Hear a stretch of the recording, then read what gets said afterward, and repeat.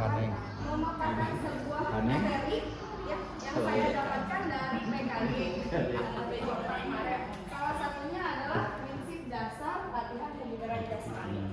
Tadi saya dengar ya, sebelumnya terima kasih untuk kakak-kakak yang sudah menyempatkan diri untuk hadir di Kombal hari ini, dan terima kasih untuk telah memberi kesempatan kepada saya untuk berdiri di sini menyampaikan materi untuk tugas PKG saya. Nah, lanjut ya Pak. Materinya tentang prinsip dasar latihan kebugaran jasmani. Tadi saya sudah dengar kalau kakak-kakak di sini sering melaksanakan olahraga ya.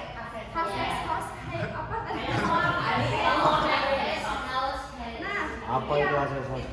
Coba dipanggil ketuanya. Manfaatnya ya kakak-kakak sekalian untuk mencapai kebugaran jasmani. Oh, dek linggi ya.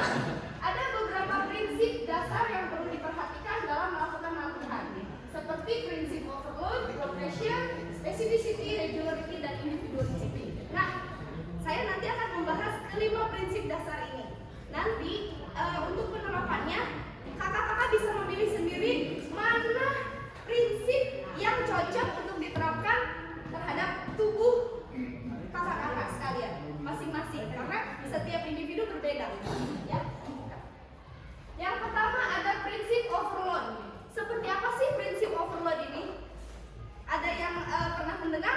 Belum kakak. Baru kali ini. Dalam latihan kebugaran jasmani ada yang pertama ada prinsip overload. Di sini itu penuh tantangan. Prinsip ini penuh tantangan Kak, di mana setiap latihan ini harus melebihi kapasitas normal tubuh untuk meningkatkan kebugaran. Di sini harus menerapkan apa sih namanya?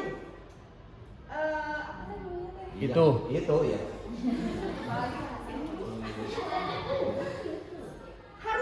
harus bisa sugesti, harus menerapkan sugesti. Yakin pasti bisa. Padahal kalau misalnya kita tidak menerapkan sugesti tersebut, kita cuma bisa latihan hingga kapasitas normal tubuh aja, kapasitas biasa aja kita gitu. Misalkan contohnya kakak-kakak sering olahraga jalan kaki ya, Pak.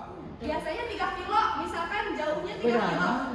Nah, kalau menerapkan prinsip overload, dalam 3 kilo itu kakak-kakak harus menerapkan seperti ini. Kemarin 3 kilo, setiap jalan 3 kilo, enak belum bisa sampai 4 kilo. Kita padahal belum tahu tuh kita mampu atau tidak, tapi kita harus menerapkan ini prinsip ini sugesti. Pasti bisa. Ya, tantangannya itu kakak-kakak jadi harus bisa melebihi kapasitas normal tubuh untuk meningkatkan kebugaran. Secara bertahap ya tentunya, jangan dari 3 kilo langsung ke 10 kilo, itu menyiksa diri. Bukan melatih kebugaran tapi menyiksa diri. Dan tentunya prinsip overload ini mengakibatkan tubuh akan beradaptasi dan meningkatkan kemampuannya untuk mengatasi beban yang lebih besar. Jadi semakin lama tubuh akan beradaptasi, yang tadinya 3 kilo udah lemas, pas menerapkan prinsip overload 4 kilo, oh saya bisa 4 kilo jalan masih kuat, besoknya lagi 5 kilo, oh masih kuat ternyata, sampai benar-benar bugar, sampai benar-benar kuat gitu kan. Ya, di prinsip ini seperti itu. Lanjut yang kedua ada prinsip progression. Di dalam prinsip progression ini ada 3, ada intensitas, ada frekuensi, dan durasi. Jadi mana nih yang mau kita tingkatkan? Ya, mau intensitasnya yang ditingkatkan, intensitas itu seperti bebannya ditambah atau kecepatannya ditingkatkan. Kalau berlari dari jogging jadi lari beneran ya Bu ya, dari jalan jadi jogging misalkan. Terus ada durasinya biasanya 30 menit jogging ditambah berprogres ya. Dari frekuensi kita lihat, dari frekuensi tambah jumlah sesi latihan untuk meningkatkan adaptasi tubuh. Misalkan dari seminggu sekali ditambah jadi 2 minggu sekali. Jadi seminggu makin gila. Itu makin gila olahraga. Biasanya seminggu sekali, jadi seminggu 2 kali gitu. Jogging bisa kali makin gila olahraga. Meningkat jumlah Makin frekuensinya sesi latihannya. Yang ketiga, durasinya. Perpanjang waktu latihan secara bertahap untuk meningkatkan kapasitas tubuh. Yang biasanya nge-gym itu cuma 30 menit untuk pada pegel-pegel. Coba ditambah waktunya atau ditambah ke beban yang otot lain yang dilatihnya. Tapi ditambah durasinya. Ya emang agak hardcore katanya. Nge-gym prak. Yang ketiga ada prinsip specificity. Jadi latihan prinsip ini berdasarkan spesifikasi otot kah atau kardiovaskuler kah yang mau kita latih.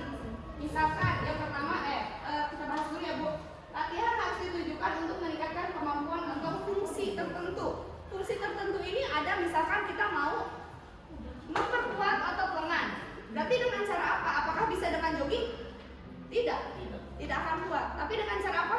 Pusat, angkat beban, gitu ya. Terus kalau misalnya kita mau mempertahankan kapasitas penerimaan oksigen ke dalam paru-paru atau kardio respirasi kita, ya. Dengan cara apa? Apa bisa dengan angkat beban? Kan tidak bisa. Ya, harus dengan berjogging atau berenang dilatihnya. Ya, melatih pernapasan. Yang kedua, adaptasi khusus tubuh akan beradaptasi sesuai dengan jenis latihan yang dilakukan. Itu dia yang saya tadi ceritakan. Kalau kita latihan beban, nggak mungkin paru-paru kita yang terlatih. Ya, kalau misalkan kita latihan paru-paru kardio, nggak mungkin otot kita yang jadi besar gitu. Ya, jadi semuanya spesifikasinya tergantung apa yang kita latih. Spesifikasinya peningkatan kemampuan pada satu latihan tidak selalu ditransfer ke latihan yang lain. Ini tadi yang saya jelaskan, ya. Jadi tidak akan nyambung gitu. Prinsip regularity ada 3 juga, ada konsistensi. Ini latihan biasa ya Bu. Latihan harus dilakukan secara teratur dan konsisten untuk mencapai hasil optimal. Pemulihan tubuh memerlukan waktu istirahat yang cukup untuk beradaptasi dan memulihkan energi. Keberlanjutan latihan yang dilakukan secara terus-menerus akan memberikan manfaat jangka panjang. Jadi jangan sampai gini Bapak Ibu, latihan sebulan ini terus latihan, 3 bulannya tidak, ketemu lagi di bulan keempat latihan seminggu, setahun enggak, kan tidak akan berkelanjutan ya seperti itu. Yang seperti apa itu yang benar itu ya terus-menerus berjangka rutin, ya seperti apa kebiasaan yang menjadi kebiasaan. Kalau cepat tidak jadi kebiasaan.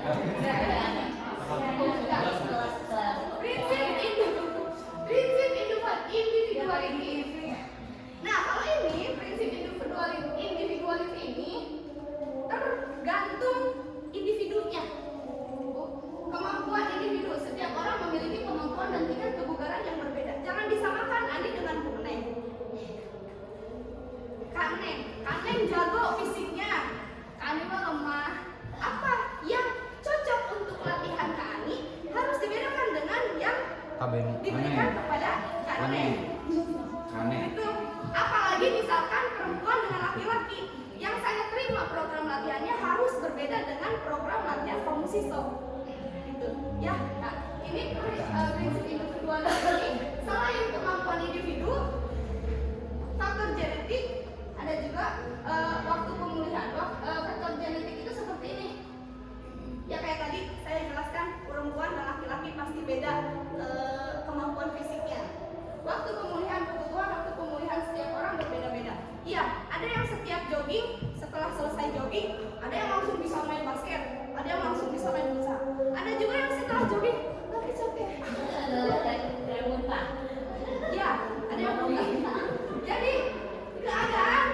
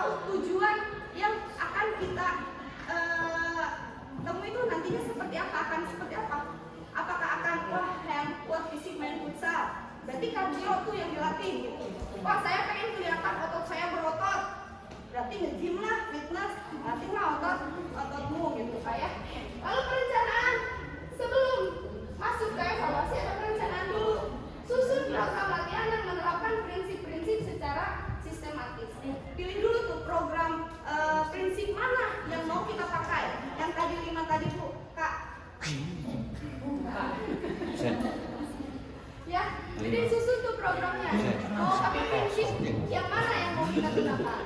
Yang terakhir, balik. evaluasi rangka kemajuan dan adaptasi tubuh untuk menyesuaikan program latihan. Nah, di sini kan yang sangat penting itu adalah evaluasi. Kita harus memantau kemajuan dan adaptasi tubuh kita. Nah, ini kebugaran jasmani kita apakah udah kebanyakan tapi masih stuck aja. Apa yang salah? Di situ harus dilihat apakah progresnya, apakah perencanaannya yang salah. Ya kan, di situ nanti kita bisa evaluasi. Manfaat memahami prinsip dasar latihan. Ini ada manfaatnya kan. Yang pertama, efektivitas latihan. Memahami prinsip-prinsip membantu mencapai hasil latihan yang optimal. Pencegahan cedera. Penerapan prinsip yang benar dapat mengurangi resiko cedera. Ini berhubungan dengan tadi individuality. Jadi jangan menyamakan kemampuan saya dengan kemampuan Anda, ya. Lalu motivasi berkelanjutan. Melihat kemajuan yang terukur meningkatkan motivasi untuk terus berlatih. Oke, Kak. Sampai kepada akhir, ya, ada kesimpulan. Memahami dan menerapkan prinsip-prinsip dasar latihan kesimpulan sangat penting untuk mencapai hasil yang optimal dan berkelanjutan. Dalam menerapkan prinsip overload, progression, specificity, regularity, dan individuality, Anda dapat merancang program latihan yang efektif dan aman. Dengan begitu, Bapak Ibu, SMAN 1 Jam Pangkulon, jika kita memiliki kondisi fisik dengan performa yang baik, maka akan sangat berdampak terhadap proses pembelajaran kita di kelas dan juga akan berdampak terhadap hasil belajar peserta didik. Contohnya apa, Bu? Kalau masuk, kan kita ngajar sampai sore ya, pas jam sore. Gimana rangsangan terhadap peserta didik? Pasti mereka juga ikut lesu, ikut lemas ya. Kurang Tapi terangsang. pas masuk, wah ada jam akhir.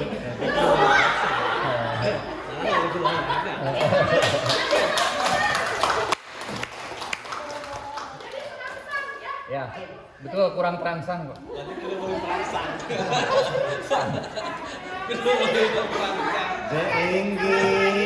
Kebugaran jasmani itu sangat penting bagi kita seorang guru, ya. Salah satunya tadi prinsip yang tadi itu bisa diterapkan. Silakan kakak bisa memilih jenis aktivitas olahraga yang bisa meningkatkan kebugaran jasmani kakak-kakak sekalian. Mungkin cukup itu saja penjelasan dari saya. Jika ada pertanyaan, enggak silakan. Boleh, kali. Mau bertanya, Ya, boleh. Kak Beni, punten digeser lagi slide-nya ke pertama. Terus. Nah, yang itu. Pertanyaannya sederhana. Bagaimana cara agar saya bisa seperti itu? Badannya.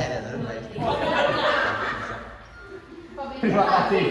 Berarti Kalinggi masuk dari sini, Kalinggi turun ke parkiran, dari parkiran ke Surada ada tempat gym. Oke. Nanti di sana gym silakan buat program di sana sebulan 4 kali atau seminggu sekali silakan. Tapi harus rutin, tidak boleh tidak. Siap. Konsisten. Ada lagi? Apanya? Apa ini Jin? Pertanyaan atau masukan atau sanggahan, maka silakan. Satu lagi. Ada Bu Ade katanya yang mau bertanya tentang Oh, Kak Ade. Kak Ade, coba Kak Ade.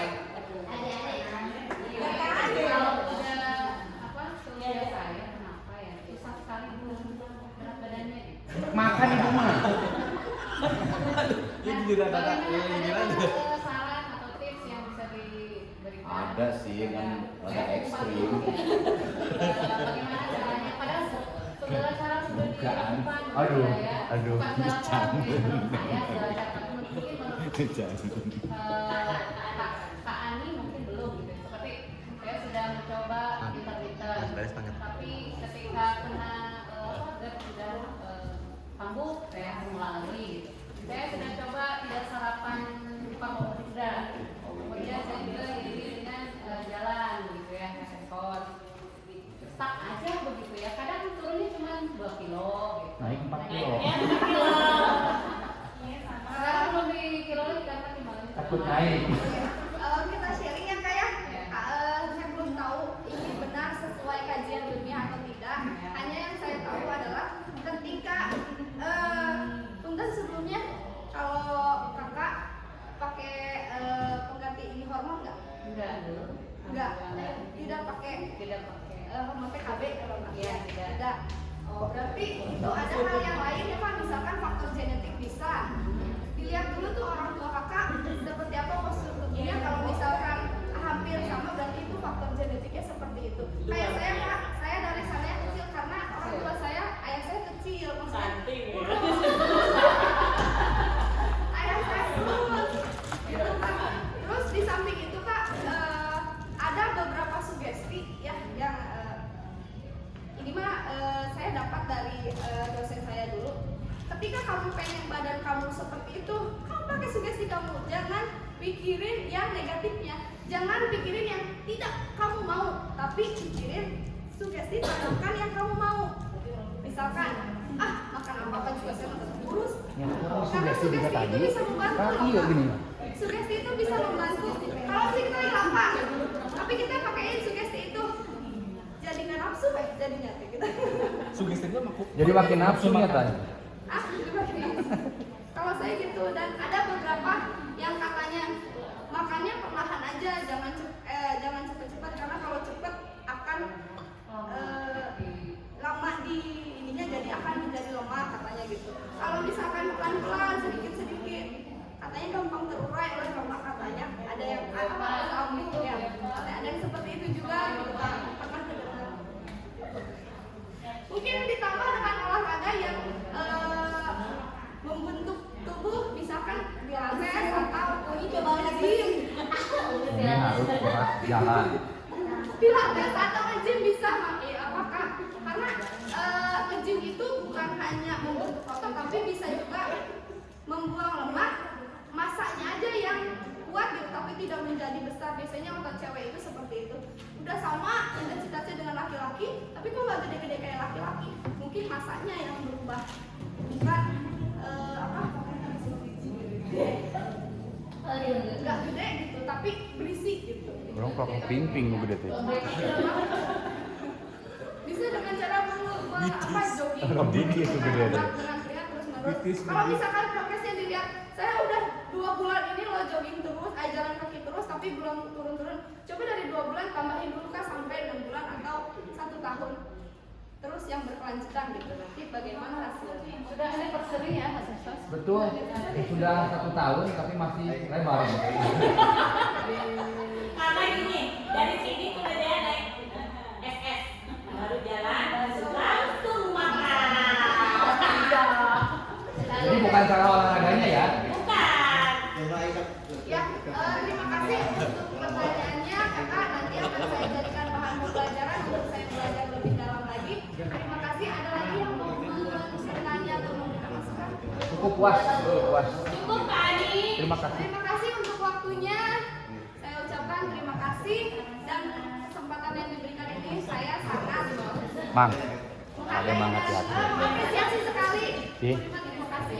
Jadinya nasi iya mah, Mang. Ya Kak, sekali lagi saya ucapkan terima kasih. Wassalamualaikum warahmatullahi wabarakatuh. Wah.